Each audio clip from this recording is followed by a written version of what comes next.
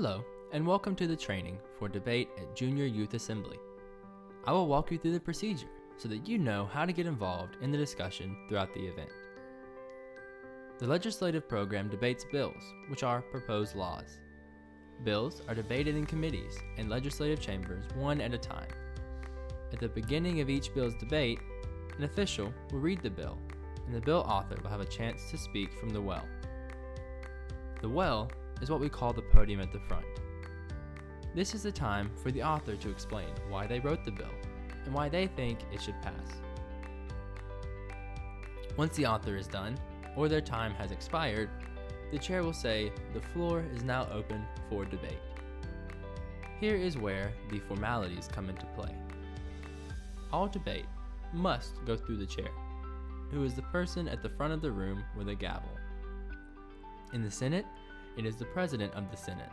The House has the Speaker of the House, and committees have chairmen. Once the floor is open for debate, you have to get the chair's attention. You do this by standing up with your placard and saying their name.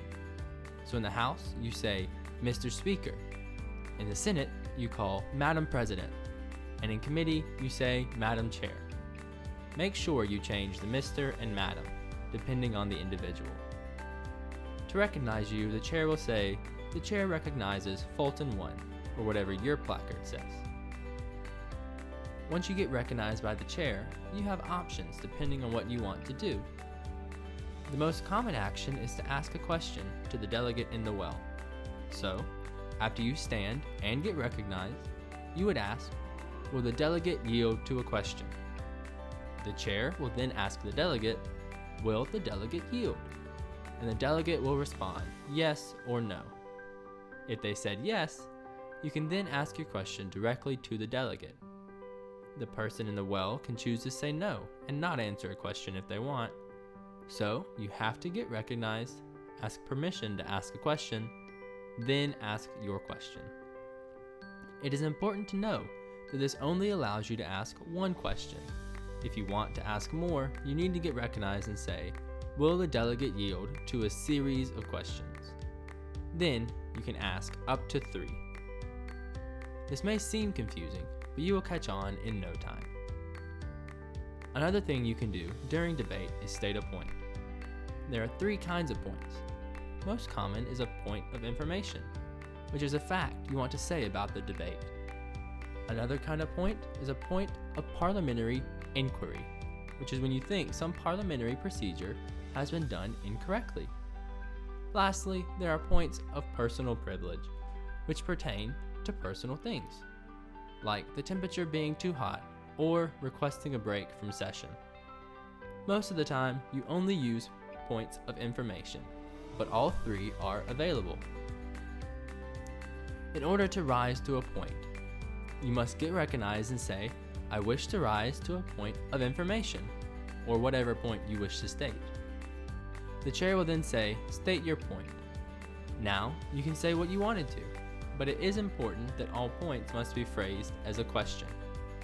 So, a point of information could sound like, "Is it not true that the 2010 census found that Atlanta is the most populous city in Georgia?"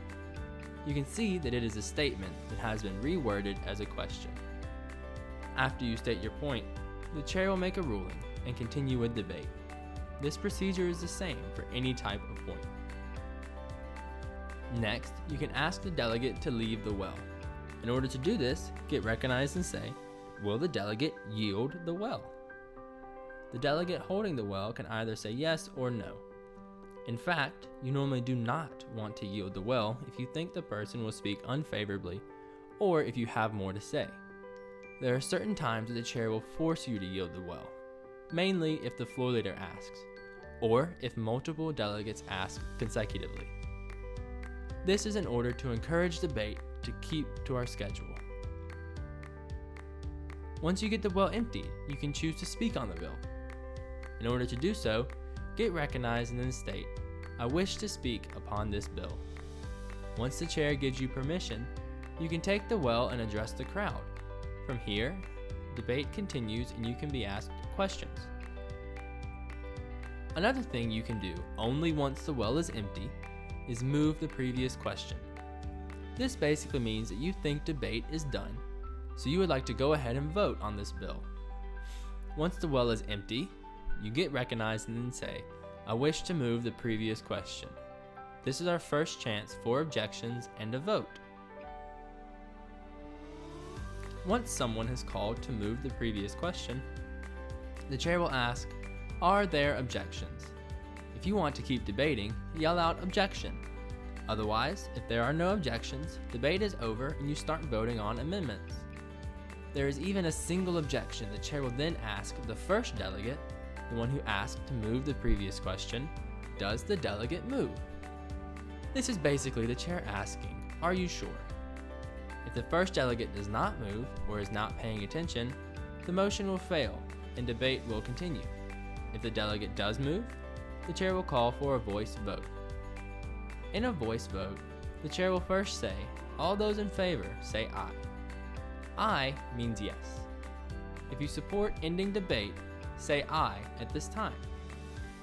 Then the chair will flip the vote and say, "All opposed say nay." If you want to keep debating, say nay.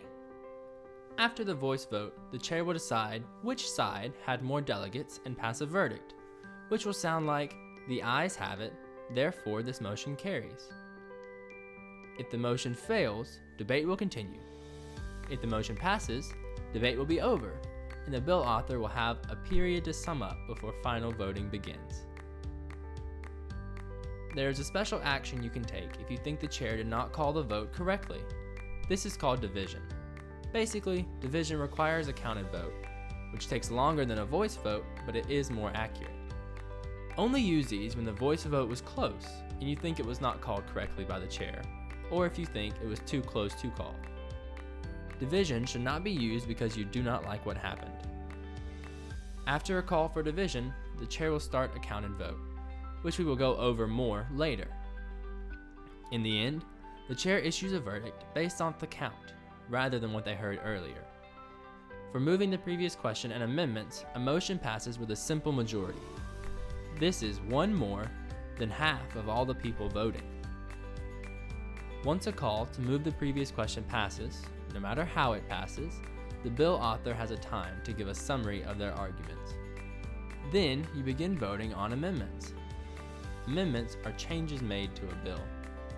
Anyone can file an amendment during debate on a bill. You can get the form from the secretary or clerk. First, the amendment is read. Then, a voice vote is had to decide if the amendment will be passed. This is exactly the same as the previous voice vote. It starts with a chance for objections, then asks if the delegate moves. If there are no objections, the amendment is automatically adopted. If the delegate does not move after an objection, the amendment is lost.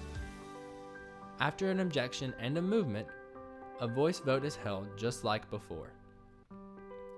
A verdict is declared, and any calls for division can be heard. Once an amendment has been voted on, the process continues for the next amendment until there are no more left. A note: if two amendments change the same section, the last one to pass overwrites the first one. Once amendments are done, the final question is, shall this bill pass? For the final passage of a bill, the chair will order a counted vote. This will sound like, all those in favor of the passage of this bill will rise and stand until counted. You do not literally have to stand. It just means to raise your hand while they count. After the favorable votes are counted, the chair will say, reverse your positions. Now, the unfavorable voters will raise their hand. The final vote requires a requisite constitutional majority. This means that the bill needs to have more than one half of all the members in the chamber vote in favor. So for the final vote, if you choose not to vote, it essentially counts as an unfavorable vote. Afterwards, the chair will read the number of votes and declare the bill has passed or failed. Now you have debated your first bill. You are all ready to jump into debate at a Junior Youth Assembly conference. Do not be afraid to get involved in debate early on, especially in committee. The best way to learn is by doing.